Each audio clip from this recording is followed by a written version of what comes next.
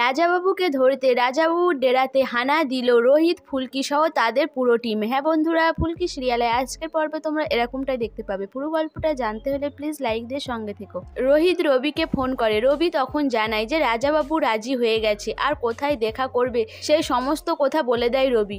তখন রোহিত বলে যে কোথায় দেখা করব। তখন রবি বলে যে একটা ক্যাফের অ্যাড্রেস দিচ্ছি, ওখানেই দেখা হবে। তখন রোহিত বলে যে আমাদের তাহলে কোড নাম্বার কি কিছু থাকবে? তখন রবি বলে যে হ্যাঁ 99 বলে একটা কোড নাম্বার হবে। আর তখন রোহিত বলে যে তাহলে রাজাবাবুকে কি করে চিনবো?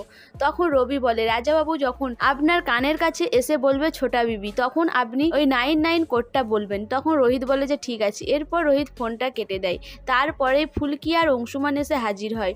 রোহিত অংশুমানকে সবকিছু খুলে বলে। তখন অংশুমান বলে যে আমার দিকে ওখানে যেতে হলে সবকিছু প্ল্যানিং করে যেতে হবে। তখন ফুলকি বলে যে স্যার কালকেই তাহলে আমরা রাজাবাবুকে ধরতে পারবো? আমার তো খুব মজা হচ্ছে। তখন রোহিত বলে এত সোজা নয় রাজাবাবুকে ধরা। রাজাবাবু নিশ্চয়ই ওখানে অনেক লোকজন নিয়ে আসবে, তাই আমার দিকে অনেক সাবধানে ওখানে যেতে হবে। অংশুমান বলে যে ওখানে যাওয়ার আগে আমি ওখানে আমার নিজের লোক দিয়ে সব খোঁজ খবর নেব, সত্যি ওখানে পার্টিটা হচ্ছে কিনা আর ওখানে কি ধরনের কাজকর্ম হয় সব কিছু খোঁজ নেব, তারপরে আমরা ওখানে যাব। তখন রোহিত বলে যে ঠিক আছে।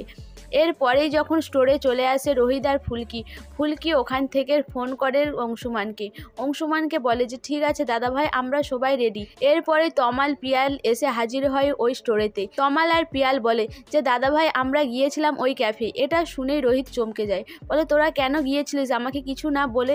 ওখানে জানিস কত ভয়ঙ্কর কাজকর্ম চলে, তোরা কেন গিয়েছিলিস? তখন তমাল বলে যে আমার দিকে অংশুদাই যেতে বলেছিল। আর পিয়াল জানায় যে ওখানে অনেক বন্ধু আছে, তাদের মাধ্যমে সে সমস্ত খবর নিয়ে নিয়েছে।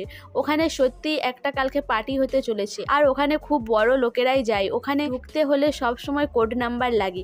এরপর রোহিত বলে যে ঠিক আছে। এরপর তমাল আর পিয়াল বলে যে দাদা ভাই আমরাও তো ওখানে কালকে যাব, আমরা ওখানে নাচের দল সেজে যাব। তখন রোহিত বলে কি বলছিস, একসাথে সবাই গিয়ে মরবো নাকি? তোরা ওখানে কি করতে যাবি?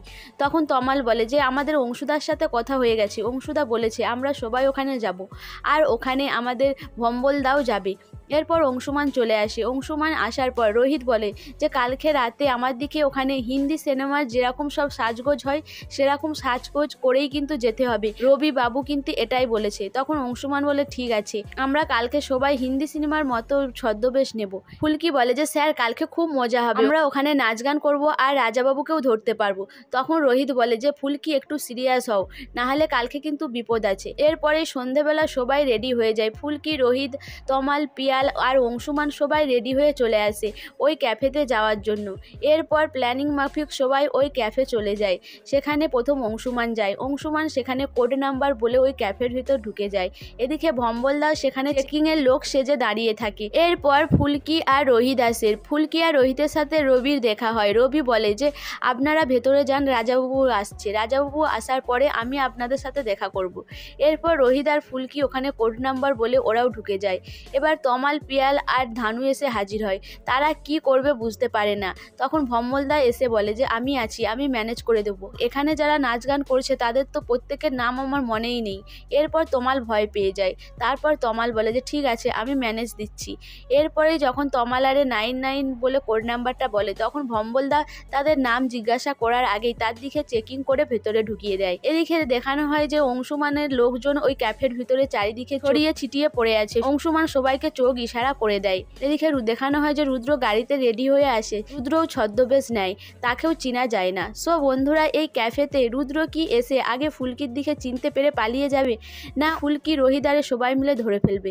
তোমাদের কি মনে হয় অবশ্যই আমাকে কমেন্ট করে জানাবে। আর আমার ভিডিওটা ভালো লাগলে প্লিজ সাবস্ক্রাইব করে দিও আর লাইক, কমেন্ট, শেয়ার করো।